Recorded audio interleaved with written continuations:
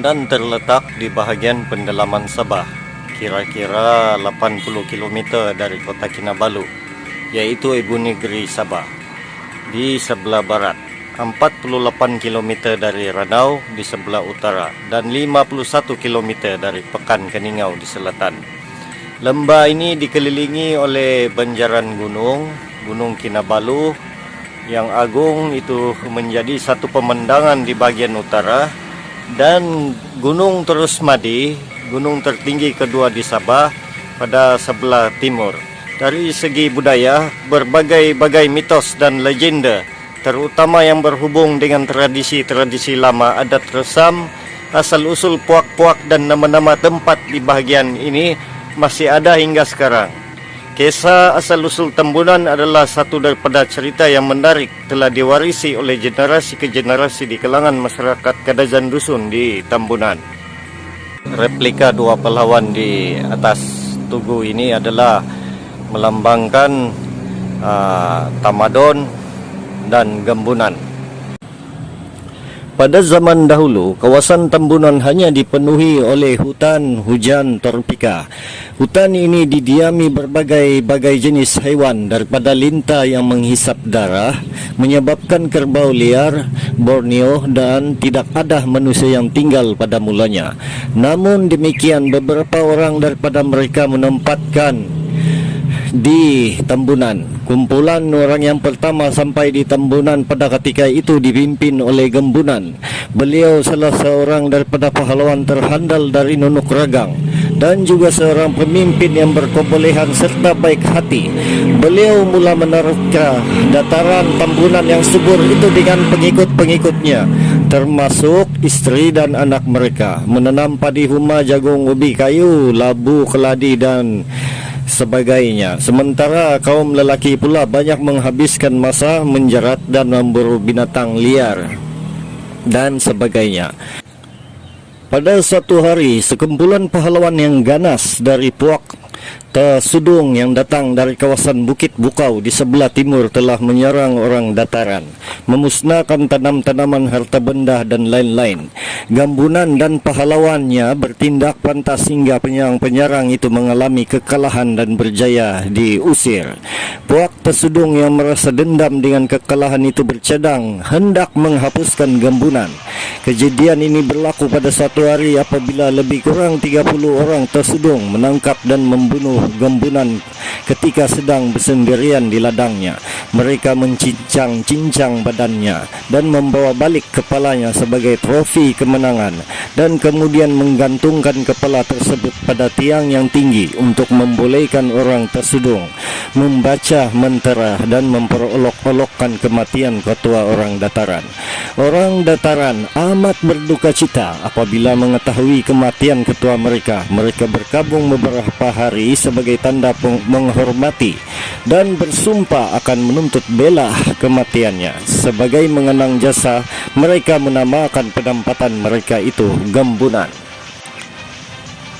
Dalam pada itu, satu lagi puak yang datang dari kawasan Bukit Bukau di sebelah barat telah berhijrah ke dataran. Ini adalah puak Tamadon. Orang Tamadon berlaku ramah tamah terhadap orang Gembunan, yaitu orang dataran. Mereka bersedia menghulurkan bantuan bagi memerangi orang Tesudung karena kedua-dua belah pihak berpendapat berhadapan dengan musuh yang sama.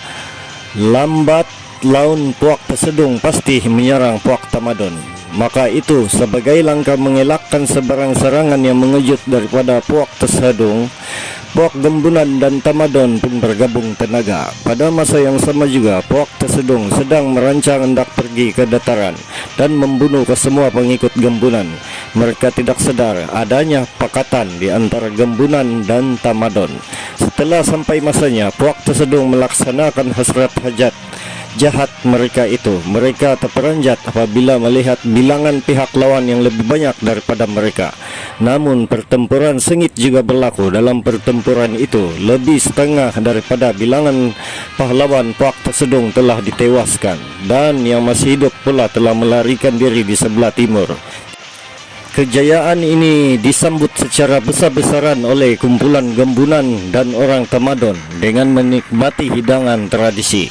Di samping itu, mereka mencadangkan agar kejayaan ini dieratkan dengan satu gagasan yang cukup bermakna bagi kedua-dua pihak. Maka pemimpin kumpulan Gembunan dan pemimpin kumpulan Tamadon bermesyuarat membentuk dan membuat satu deklarasi menamakan semula tempat Gembunan itu kepada Tambunan. Tam diambil dari Tamadon dan Bunan dari Gembunan, maka lahirlah nama Tambunan dengan sah sehinggalah pada hari ini.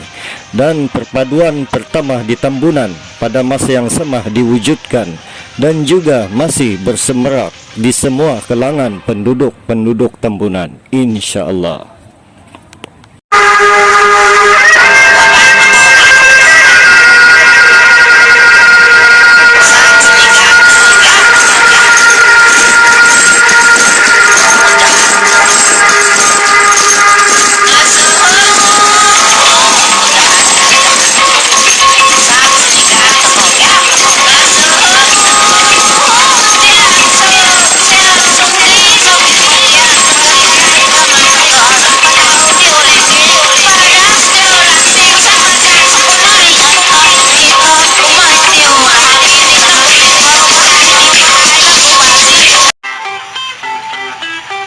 Ini adalah batu, simbol batu perpaduan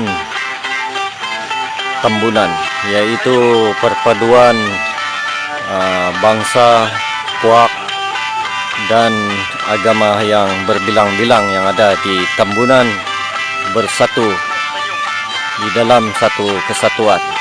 Jadi batu ini memiliki 7 bucu, yaitu 7 bucu semuanya. 1, 2, 3, 4, 5, 6, 7. Jadi 7 ini bermaksud adalah 7 mukim yang ada di Tambunan.